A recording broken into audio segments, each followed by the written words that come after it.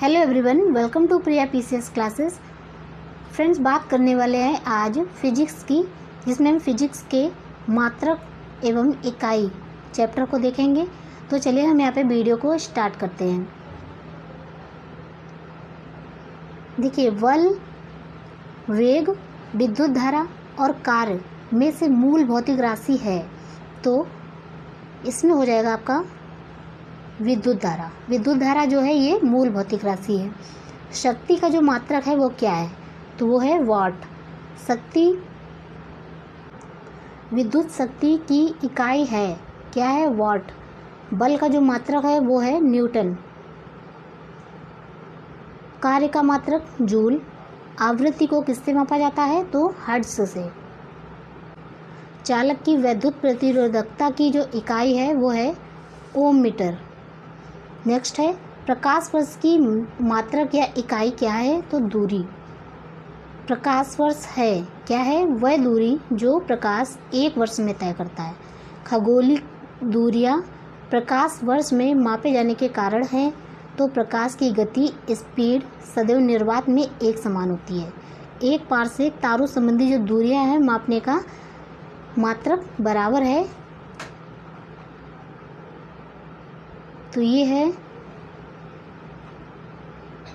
3 × 10⁻16 metre या 3.262 प्रकाश वर्ष के। पारसेक मात्रक है किसका, दूरी का। माप की वह इकाई जिसे 0.39 से गुणा करने पर इंच प्राप्त होता है, तो ये है सेंटीमीटर। 6 फीट लंबे व्यक्ति की ऊंचाई नैनोमीटर में व्यक्त की जाएगी, तो कितनी होगी, तो ये होगी 183 और इसका 10⁻7 नैनोमीटर से होगी। 1 नैनोमीटर बराबर कितना होता है, तो 10⁻⁻9 मीटर, या सेंटीमीटर में यदि बात की जाए तो 10⁻⁻7 मीटर। मेगावाट बिजली नापने की इकाई है जो उत्पादित की जाती है। जो बिजली हम उत्पादित करते हैं उसे हम मेगावाट से नापते हैं। नेक्स्ट है एम्पियर इकाई है। एम्पियर इकाई है विद्युत धारा मापने की। प्रतिबल, बल, विकृति या दाब, इनमें से वह राशि जिसका कोई मात्रक नहीं है, तो विकृति का कोई मात्रक नहीं होता है। नेक्स्ट है भौतिक राशियाँ और उनकी इकाई। त्वरण को मीटर प्रति सेकेंड स्क्वायर से मापा जाता है। बल को न्यूटन से, कृत कार्य या ऊर्जा को जूल से, आवेग को न्यूटन सेकेंड से, द्रव्यमान को किलोग्राम से, दाब को पास्कल से। सही सुमेलित है इकाई और प्राचल। ठीक है, वाट को शक्ति या सामर्थ्य से मापते हैं। नॉट को समुद्री जहाज की गति से। नॉप्टिकल मील जो है नौ संचालन में प्रयुक्त दूरी की इकाई है। कैलोरी ऊष्मा और वोल्ट को विभवांतर से नापते हैं। चलिए बात करते हैं नेक्स्ट क्वेश्चन की। सही सुमेलित है उच्च वेग को हम मैक से मापते हैं। एंगस्ट्रॉम को प्रकाश के तरंगदैर्घ्य की इकाई से। 1 हॉर्स पावर बराबर कितना होता है, 746 वाट। जूल ऊर्जा से उसी तरह संबंधित है जैसे पास्कल संबंधित है दबाव से। नेक्स्ट क्वेश्चन है 1 माइक्रोन बराबर कितना होता है, तो 1/1000 मिलीमीटर के। 1 माइक्रोन प्रदर्शित करता है 10⁻⁻6 मीटर या 10⁻⁻4 सेंटीमीटर की लंबाई। सही सुमेलित है। चलिए नेक्स्ट की बात करते हैं। डेसिबल से ध्वनि की प्रबलता को मापा जाता है। अश्व शक्ति से शक्ति की इकाई है। सेल्सियस तापमापन की इकाई है। समुद्री मील जो है ये नौ संचालन में दूरी की इकाई है। Next question calorie, kilo calorie, joule, kilo joule तथा वाट में से ऊष्मा की इकाई नहीं है, तो जो वाट है ये ऊष्मा की इकाई नहीं है। सेंटीग्रेड, कैलोरी, अर्ग, जूल में से ऊष्मा की इकाई नहीं है, तो सेंटीग्रेड नहीं है। नेक्स्ट क्वेश्चन है 1 किमी दूरी का जो तात्पर्य है वो है 1000 मीटर सेकेंड से। नेक्स्ट है 1 पिकोग्राम बराबर कितना होता है, तो 10 की पावर माइनस 12 ग्राम के।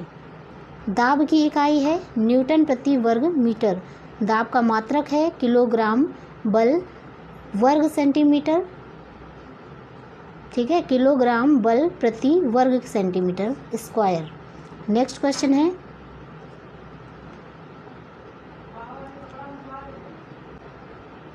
पारिस्थितिक दबाव की इकाई क्या है, तो ये है बार। नेक्स्ट क्वेश्चन है 1 किलोग्राम बल प्रति सेमी स्क्वायर बाल जो दाब है इसका समतुल्य है 1.0 बार की। नेक्स्ट क्वेश्चन है बल, दाब, वेग और त्वरण में से अदिश राशि कौन सी है, तो दाब जो है एक अदिश राशि है। नेक्स्ट क्वेश्चन है तेल का एक बैरल होता है, तो ये होता है लगभग 159 लीटर का, यानी 59 लीटर का। माइक्रोन, नैनोमीटर, एंगस्ट्रॉम, फर्मी यानी कि फेम्टोमीटर में से लंबाई की न्यूनतम इकाई कौन सी है, तो ये आपका फर्मी जो है यानी कि फेम्टोमीटर, ये न्यूनतम लंबाई की इकाई है। कितना, 10-15 मीटर, 10 की पावर -15 मीटर सही सुमेलित है। क्यूसेक जल के प्रवाह की दर को मापता है। बाइट कंप्यूटर को रिक्टर जो होता है भूकंप की तीव्रता का परिमाण, और बार जो होता है वो दाब से संबंधित है। नेक्स्ट क्वेश्चन हमारा है क्यूसेक से मापा जाता है, तो क्यूसेक जो है ये जल का बहाव मापता है। और नॉट जो है नॉट, डॉप्सन, पॉज तथा मैक्सवेल में से वायुमंडल के ओजोन परत की जो मोटाई नापने वाली जो इकाई है वो है डॉप्सन। बात करते हैं हमारे नेक्स्ट चैप्टर की, जिसमें हम मापक यंत्र एवं उनके पैमाने की बात करेंगे। ठीक है, तो हम इसको स्टार्ट करते हैं। सोनार का प्रयोग किया जाता है नौ संचालकों द्वारा। महासागर में अगर कोई वस्तु डूब गई है तो उस वस्तु की स्थिति का पता लगाने के लिए क्या प्रयोग किया जाता है, तो सोनार का प्रयोग किया जाता है। सोनार में हम क्या उपयोग करते हैं, तो उसमें हम उपयोग करते हैं पराश्रव्य तरंगों का। ध्वनि की तीव्रता में मापने वाला यंत्र होता है ऑडियोमीटर।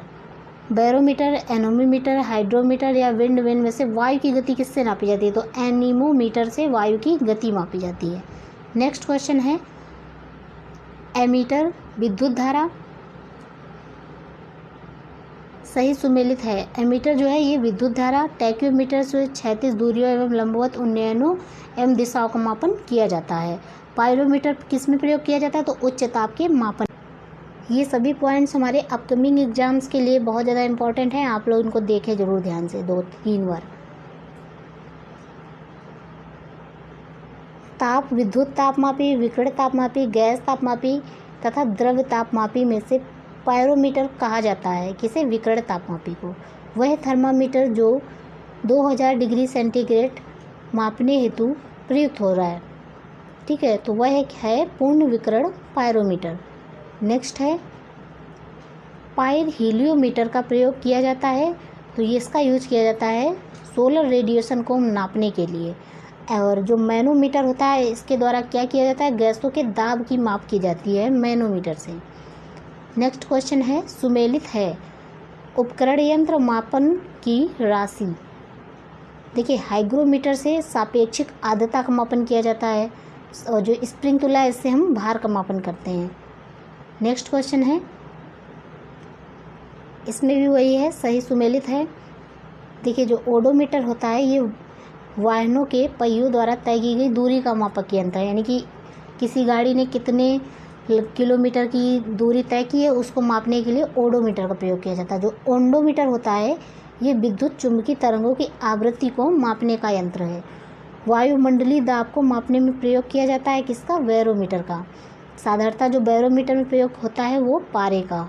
दूध का सापेक्षिक घनत्व ज्ञात किया जाता है लैक्टोमीटर से।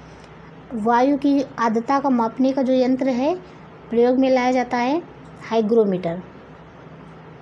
जो वायु में आर्द्रता होती है उसको मापने के लिए हम हाइग्रोमीटर का प्रयोग करते हैं।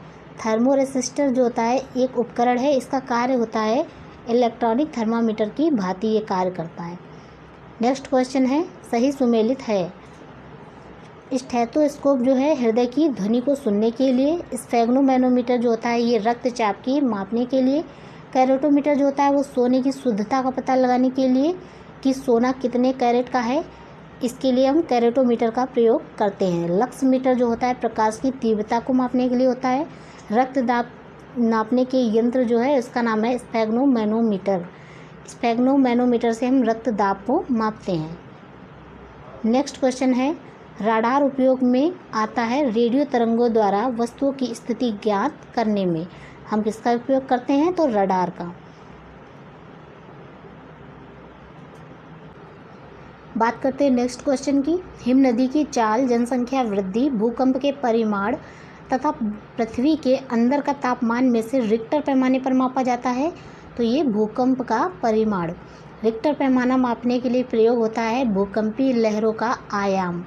नेक्स्ट क्वेश्चन है, सही सुमेलित है। सेल्सियस ताप, किलोवाट आवर विद्युत, HR गुणक रक्त को मापता है। रिक्टर पैमाना आपको भूकंप को मापता है। ताप का वह पैमाना जिसे ऋणात्मक मान नहीं होता है तो वो है केल्विन। नेक्स्ट क्वेश्चन है हमारा, भूकंप मापी यंत्र है तो ये है सिग्मोग्राफ। ठीक है, सिग्मोग्राफ रिकॉर्ड करता है भूचाल को। नेक्स्ट क्वेश्चन है, सुमेलित है। ऊंचाई को हम अल्टीमीटर से मापते हैं। प्रतिरोध का जो मापक होता है वो होता है ओम। फायदोमीटर का जो होता है वो समुद्र की गहराई मापता है और अल्टीमीटर ऊंचाई मापता है। सही सुमेलित है। बैरोग्राफ क्या करता है? वायुमंडलीय दाब को मापता है। मैनोमीटर जो है दाब को मापता है। कार्बोरेटर क्या है? ये आंतरिक दहन इंजन को मापता है। जो कार्डियोग्राफ होता है, कार्डियोग्राम, ये हृदय की गति को मापता है। सिग्मोग्रामीटर क्या करता है? ये भूकंप तरंगों की तीव्रता को मापता है। नेक्स्ट क्वेश्चन है, फोनोमीटर का उपयोग किया जाता है ध्वनि की तीव्रता एवं स्पंदन आवृत्ति के मापन में। किसका प्रयोग किया जाता है? फोनोमीटर का। इसका उपयोग किया जाता है ध्वनि की तीव्रता एवं स्पंदन आवृत्ति को मापने के लिए। झूठ का पता लगाने वाला जो यंत्र है वो है पॉलीग्राफ। पॉलीग्राफ का यूज करके आप कोई भी व्यक्ति झूठ बोल रहा है इसका पता लगा सकते हैं। ऊर्ध्वाधर तल एवं क्षैतिज तल में जो कोणीय दूरी होती है उसको मापने के लिए प्रयुक्त होने वाला जो यंत्र है वो है थियोडोलाइट। ठीक है, थियोडोलाइट। हमारा नेक्स्ट चैप्टर है यांत्रिकी। चलिए इसे भी देख लेते हैं। द्रव्यमान, बल, त्वरण, कार्य, ऊर्जा, संवेग और गति, इनको डिस्कस करने वाले हैं यहाँ पे।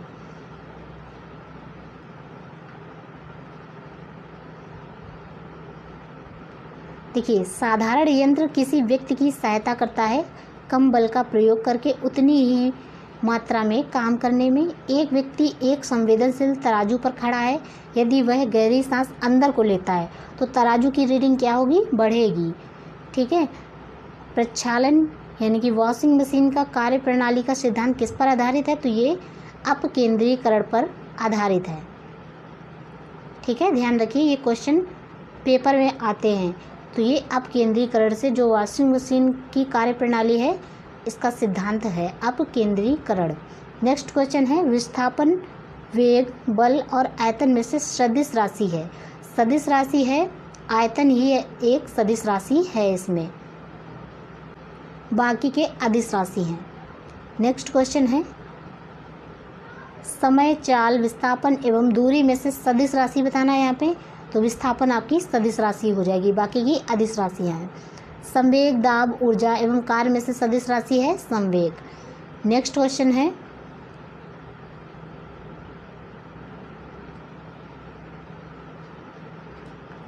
पदार्थ के संवेग और वेग के अनुपात में जो भौतिक राशि प्राप्त की जाती है वह है द्रव्यमान। नेक्स्ट है, बल गुणनफल है द्रव्यमान और त्वरण का। यदि किसी घन के आयतन और पृष्ठ क्षेत्रफल को निरूपित करने वाली संख्याएं समान हो तो उस घन के किनारे की लंबाई माप की इकाई में होगी। कितनी होगी?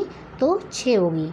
नेक्स्ट क्वेश्चन है, ऊर्जा संरक्षण का आशय है कि ऊर्जा का न तो सृजन हो सकता है और ना ही इसका विनाश हो सकता है। हवाओं की ऊर्जा जो होती है वो केवल गतिज ऊर्जा होती है। ठीक है, हवाओं की जो ऊर्जा होती है केवल गतिज ऊर्जा होती है। नेक्स्ट क्वेश्चन है वायु शक्ति यानी कि विंड पावर ऊर्जा का वह रूप जो विद्युत ऊर्जा में परिवर्तित होता है वह है गतिज ऊर्जा। नेक्स्ट क्वेश्चन है न्यूटन के गति के प्रथम नियम को क्या कहा जाता है? जड़त्व का नियम कहा जाता है। एक ट्रेन जैसे ही चलना आरंभ करती है तो उसमें बैठे हुए यात्रियों का सिर पीछे की ओर झुक जाता है। इसका कारण क्या है? स्थिरता का जड़त्व। प्रत्येक क्रिया के लिए एक समान और विपरीत प्रतिक्रिया होती है, यह नियम है। तो ये न्यूटन का नियम है। ठीक है, न्यूटन का नियम है। कथन और कारण वाला प्रश्न है, इसमें हम देख लेते हैं। कथन ए कहता है एक पूर्णतः घर्षणहीन पृष्ठ पर खड़ा एक व्यक्ति सीटी बजाने से अपने को गति में ला सकता है। कारण आर, यदि किसी यंत्र पर कोई बाह्य बल क्रियाशील नहीं है तो इसका संवेग एच परिवर्तित नहीं हो सकता है। तो इसका जो आंसर है ये होगा ए आर, दोनों सही हैं और इसकी स्पष्टीकरण गलत है। ठीक है, सड़क पर चलने की अपेक्षा बर्फ़ पर चलना कठिन होता है। क्यों? क्योंकि बर्फ़ में सड़क की अपेक्षा घर्षण कम होता है। ठीक है, नेक्स्ट क्वेश्चन है भरी हुई गाड़ी को चलाने में उसे चलायमान रखने के लिए आवश्यक ताकत से अपेक्षाकृत अधिक ताकत से धक्का देना पड़ता है। ठीक है, तो क्योंकि एक बार गाड़ी चल पड़ने के बाद घर्षण कम होता है। एक मनुष्य स्थिर नाव में 5 मीटर प्रति सेकंड की चाल से कूदा और नाव 0.5 मीटर प्रति सेकंड की चाल से खिसकी, तो नाव का जो द्रव्यमान है वो मनुष्य के द्रव्यमान से कितना होगा? तो ये 10 गुना होगा।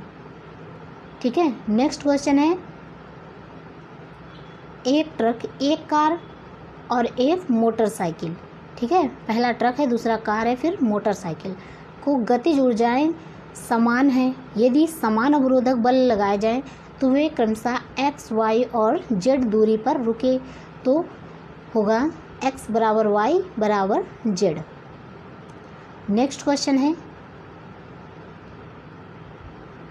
एक व्यक्ति कार में जो विराम में बैठा है, सड़क से कार के 4 पहियों में से प्रत्येक पर प्रतिक्रिया आर है। जब कार सीधी समतल सड़क पर चलेगी तो अग्र पहियों में प्रत्येक पर प्रतिक्रिया कितनी होगी? तो आर से कम होगी। 2 समान द्रव्यमान की वस्तु की गतिज ऊर्जाओं का अनुपात 4:9 है, तो उनके वेगों का जो अनुपात है वो कितना होगा? तो उनका वेगों का अनुपात होगा 2:3। नेक्स्ट है तेल से अंशतः भरा हुआ तेल का एक टैंकर समतल सड़क पर आगे की ओर एक समान त्वरण से जा रहा है, तो तेल का जो मुक्त पृष्ठ है वो क्या होगा? क्षैतिज से इस प्रकार आनत होगा कि पिछले सिरे पर अधिक गहराई होगी। नेक्स्ट क्वेश्चन है निम्न कथनों पर विचार कीजिए। एक तीक्ष्ण वृत्ताकार पथ पर तीव्र गति से जाता हुआ 4 पहियों वाला वाहन बाहरी पहियों पर उल्टेगा, अंदर के पहियों पर उल्टेगा, बाहर की तरफ फिसलेगा, अंदर की तरफ फिसलेगा। तो इसमें आपका सही उत्तर होगा 1 और 3, यानी बाहरी पहियों पर उल्टेगा और बाहर की तरफ फिसलेगा।